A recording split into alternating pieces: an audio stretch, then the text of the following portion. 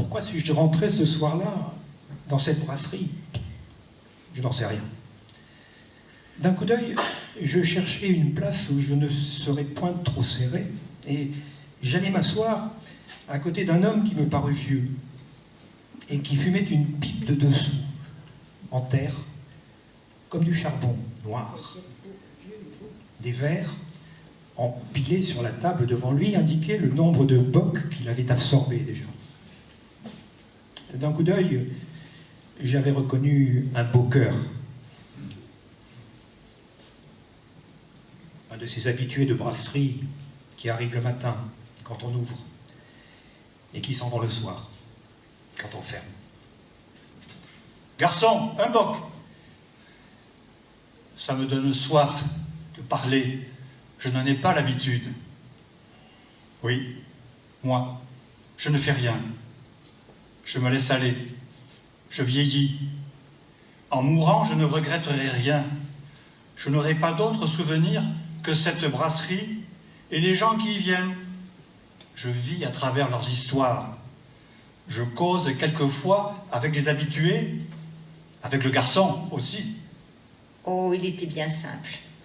Un coup d'œil d'abord, puis un sourire, puis un tout petit geste de tête qui voulait dire « Montez-vous » mais si léger, si vague, si discret, qu'il fallait vraiment beaucoup de chic pour le réussir comme elle.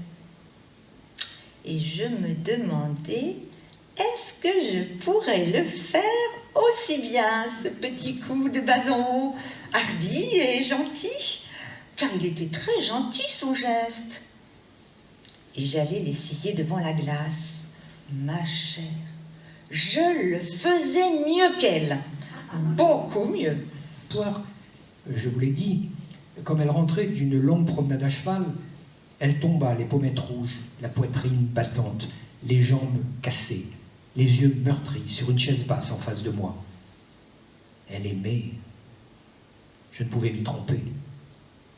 Alors, perdant la tête, pour ne plus la contempler, je me tournai vers la fenêtre et j'aperçus un valet, emmenant par la bride vers l'écurie son grand cheval qui se cabrait.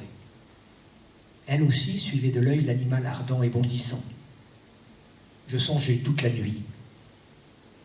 Chaque matin, dès l'aurore, elle partait au galop par les plaines et les bois, et chaque fois, elle rentrait alanguie, comme après des frénésies d'amour.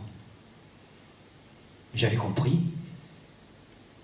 J'étais jaloux maintenant du cheval, nerveux et galopant.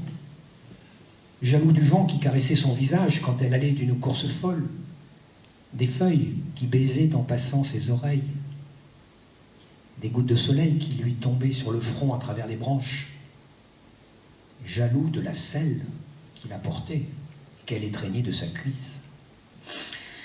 Le château que nous habitions se trouvait en plein pays désert. Mon mari avait fait construire une petite hutte pour tirer sur les canards sauvages. Nous avions un garde, sorte de brute dévouée à mon mari jusqu'à la mort. Et une fille de chambre, presque une amie, attachée à moi éperdument. Je l'avais ramenée d'Espagne 5 ans auparavant. C'était une enfant abandonnée. Elle avait 16 ans, mais elle en paraissait 20. Mon cher, entendons-nous. Nous ne sommes plus rien l'un à l'autre, n'est-ce pas? Je suis votre femme, c'est vrai, mais votre femme libre. J'allais prendre un engagement. D'un autre côté, vous me demandez la préférence. Je vous la donnerai à prix égal.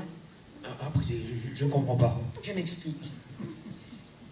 Suis-je aussi bien que vos cocottes? Soyez francs. Oh, 1000 fois mieux. Mieux que la mieux? Oh, 1000 fois. Eh bien, combien vous a-t-elle coûté la mieux en 3 mois? Oh, je n'y suis plus. J'ai dit, combien vous a coûté en 3 mois la plus charmante de vos maîtresses, en argent, bijoux, souper, dîner, théâtre, entretien complet, quoi. Je ne sais pas ce que je sais, moi. Vous devez le savoir. Voyons, un prix moyen, modéré. 5 000 francs par mois. Est-ce à peu près juste? Oui, à peu près. Eh bien, mon ami, donnez-moi tout de suite 5 000 francs et je suis à vous pour un mois à compter de ce soir. Oh, vous êtes folle. Vous le prenez ainsi, bonsoir. Non, non, non, non, Marguerite, restez, Ah. restez. Ne m'approchez pas ou je me fâche. C'est stupide. Ça se peut. Mais vous savez mes conditions. 5 000 francs. Ce serait idiot. Pourquoi ça? Ben, comment, pourquoi? Un mari payé pour coucher avec sa femme? Garçon, un boc. On lui apporta un boc qu'il engloutit d'une gorgée. Mais en reprenant sa pipe, comme il tremblait, il la cassa. Alors, il eut un geste désespéré et il dit « Tiens, c'est un vrai chagrin, ça, par exemple. J'en ai pour un mois à enculotter une nouvelle. » Et il lança à travers la vaste salle, pleine maintenant de fumée et de buveurs, son éternel cri.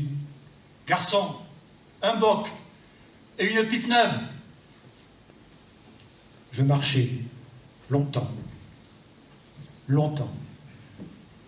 Pour la première fois, je sentis qu'il allait arriver quelque chose d'étrange, de nouveau. Une force me poussait. Je m'aperçus que je n'avais jamais vu une nuit si sombre.